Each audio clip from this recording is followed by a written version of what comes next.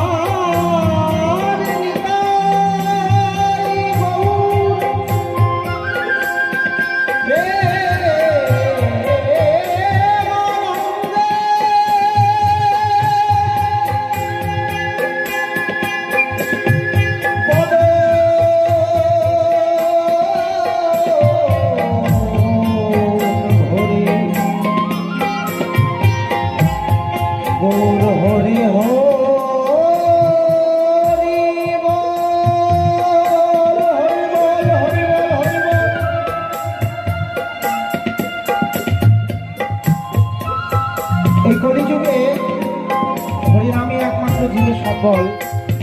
হরিনাম ছাড়া জীবের গতি নাই, গতি নাই।